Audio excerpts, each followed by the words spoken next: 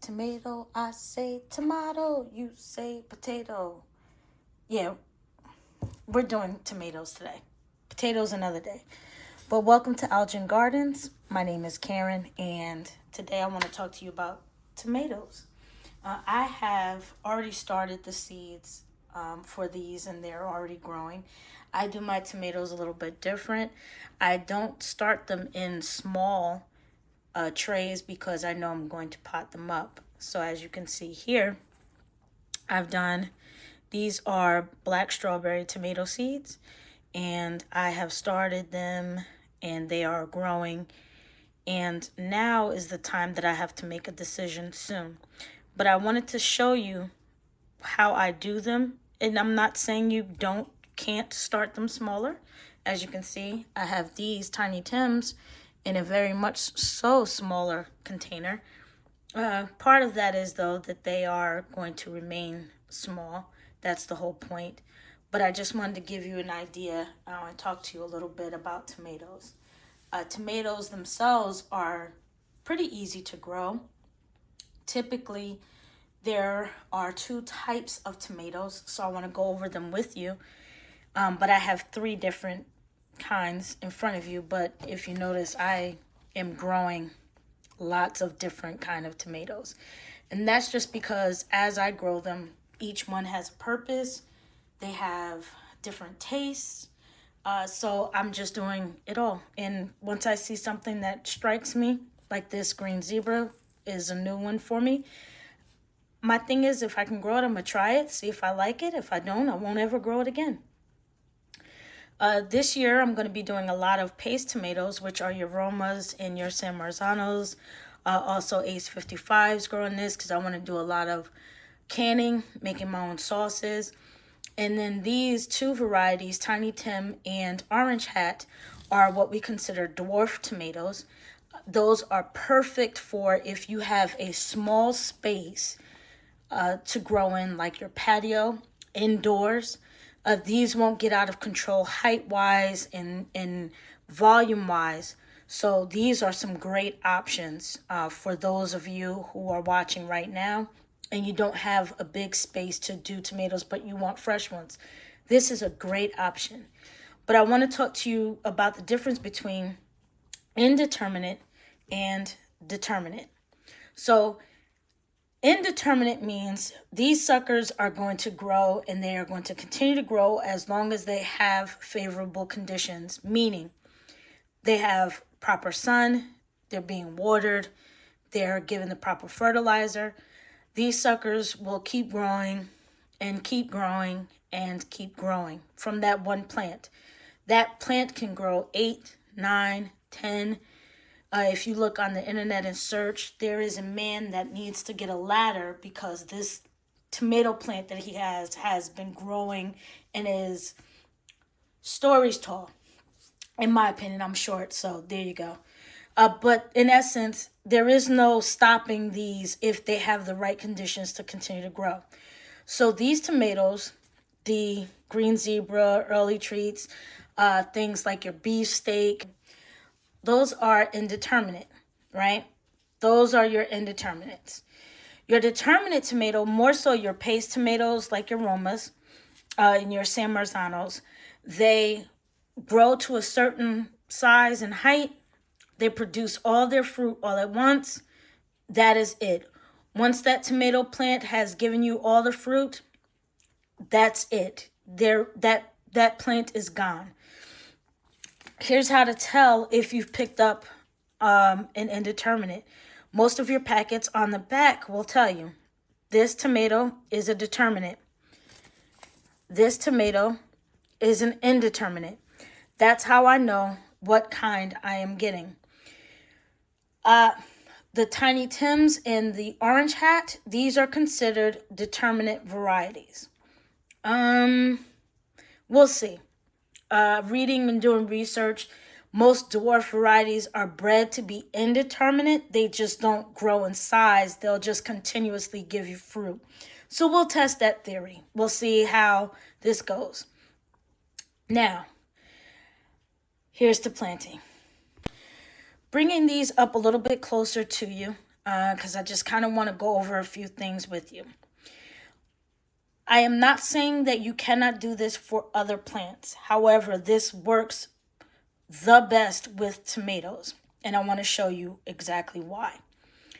I am not worried about having more than one plant here, because what I am going to do is I am going to split this up by taking this one out to the side, and I'm going to replant that based on the fact that a tomato plant has these little fine hairs. And I'm going to try to bring it and use this to kind of give you an idea. You can plant this whole stem, this one in particular, all the way up till here. This tomato plant will grow roots from here. And you'll see that especially when I do, because there's so much you can do with tomatoes. I'll probably do a second video on when I actually plant them outside so you can see how deep I plant them. I do the same for my starts. I won't do it yet because these starts don't have their true leaf, their, first set of true leaves yet. But I wanted to come in and show you. I'll do it for this one because typically any tomato plant, you want it to have its own space, okay? So let me get another container and we'll get started.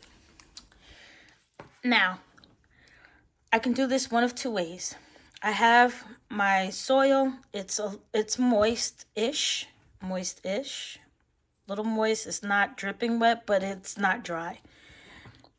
What I could do is I could take the time to split this apart, pull it out of its container like this, split it apart, and then go from there. However, see these little hairs? Bring it up closer. Come on, bring it up closer. There you go. Those little hairs, those are all going to be new roots. So I'm going to do the easy thing, which is with my nippers, and I'll do it with this one. I'm just going to cut it.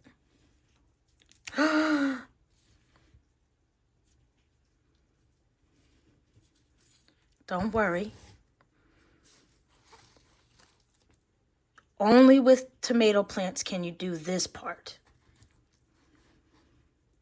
Stick it in. Pack it in. Water it in. This will grow a new set of roots. And now I have 2 different tomato plants that I can keep. It's a good thing because one will stay here. One will go with my sister back to Jersey when she visits next week. But this will be ready to go. I say that you can only do that part with tomato plants. You cannot detangle the stem from the root for anything else you're splitting. So you will have to, let's say I'm splitting basil. I can't cut the basil and expect it to, well, that's not true.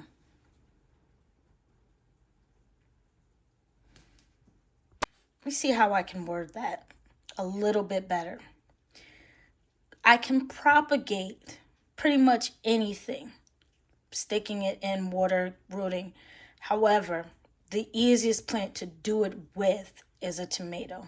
So I'm going to backtrack and say you can do this with other plants, but the tomatoes really take root better. That's so corny. But I hope you understand the concept. Tomatoes is really easy. This will actually start getting roots almost, this won't even be down long. Won't be down bad at all. But I kind of just wanted to show you. I hope this helps anyone. I won't do it for these until I start to see more true leaves come on. And as you can see here, the bottom leaves already fell off. And that's fine. That's no biggie. don't worry. I will be watering this in a little bit more, and it'll be good to go. Tomatoes. So hopefully you can see this. This is my heating tray.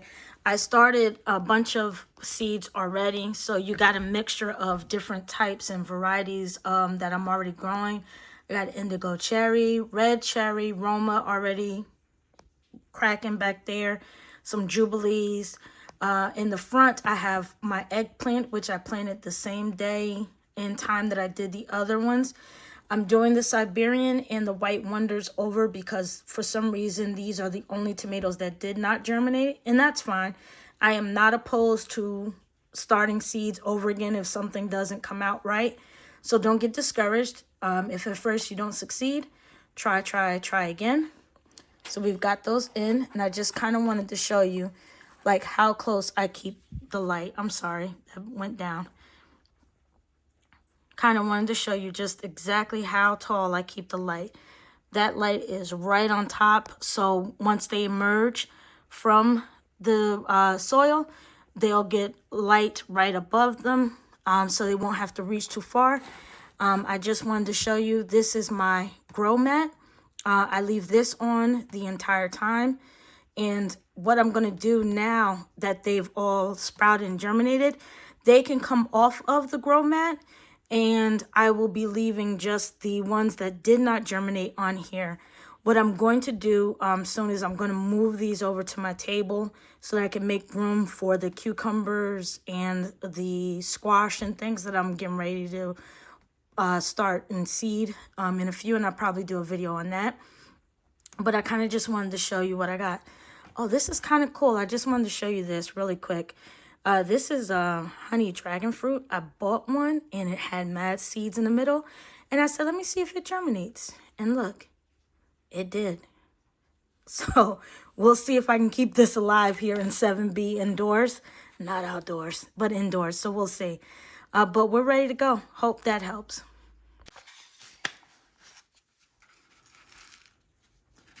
So it's up to you on what container you want to grow your tomatoes in. As I told you before, I tend to grow them in larger containers in comparison to this size. And that's simply because, or, the smaller trays or what have you. And that's only because I know that I'm going to have to pot them up anyway. So this is just taking out another step for me. Even though it's got tops, I leave the lights close to here. So as it's sprouting, it's not reaching for a bunch of light, okay? So literally my lights are like right on top of this indoors. These are the size of the seeds. So for this, I'm going to plop 2 or 3 in just because I am probably going to be giving some of these plants away. I'm going to do 3 seeds. I'm going to, hopefully all 3 of these will germinate. I will get 1 plant. My sister who lives in Jersey will get another plant. And then I will have a 3rd one just as a backup in case anything happens. Placing them in. They get tucked in. Lightly covered. They're not planted deep. A little moisture. And this will go on my heating mat. Really quick before I let you go. I realized I didn't tell you exactly the difference between the sizes and why these, the Tiny Tim and the Orange Hat, have true leaves already versus the ones that are behind me that are still smaller in what they represent. I didn't plant them at the same time. These were probably planted about 4 weeks before I planted those. The idea is that I wanted to have some type of tomatoes ready to go right at the beginning of the season and not have to wait until my last frost date too far behind. So these have been started weeks in advance. That's why these are flourishing a little bit better as far as having true leaves on them. The other ones will catch up. And if you notice in them, the soil isn't all the way to the top of the container. I only used about that much worth of soil so that as I pot them up and they get their true leaves, the soil I'm adding will be around it, and they don't have to fight for nutrients. It won't have to fight the container holding too much moisture because I didn't put the whole thing in soil. So that's the difference between using the larger containers to start seeds in. You don't really want to start seeds in the larger containers with that much soil. That is the point of using the smaller ones, is because they will retain too much as your roots are growing. They will be sitting in soggy soil for too long versus if you were to use the bigger ones and have it all the way up. Hope that makes sense. I think I'm making sense. And it's different than, it is different when you're planting indoors versus outdoors. The thing we can debate is that if I planted these, which I can direct sow outside and I will get tomatoes. The point of planting indoors, though, is so that I can have starts, in essence, having a head start in the season of growing, right? I can't put my tomato seeds outside right now when my night temperatures are in the 30s. They will never grow. They will never survive. I won't see them start to sprout until it gets consistently warm. Whereas doing it indoors, I have seed starts that I can go ahead and place outdoors. This is in particular the difference between doing indoor seeding and outdoor seeding, right? Indoors, I have to be mindful that the drainage is different from being outdoors direct sown, right? I don't have to worry about the seeds so much dampening off or being stuck in puddles of water because the water is draining off and being taken up by the ground or your raised bed, whatever you're growing in. It has somewhere to go, that excess water. Where indoors, if I'm using larger containers and I'm watering, that water just sits there a lot longer in the larger containers than it does in the lower containers, right? And the premise of this is that I want my roots to grow so that they are hitting the bottom, because that means I'm getting stronger roots, especially for when I'm planting. You want your roots to be able to reach down and search for water. That makes a stronger plant, especially tomato plant. Hope that helps. Thanks for joining. Don't forget to click, like, share, subscribe. Talk to you.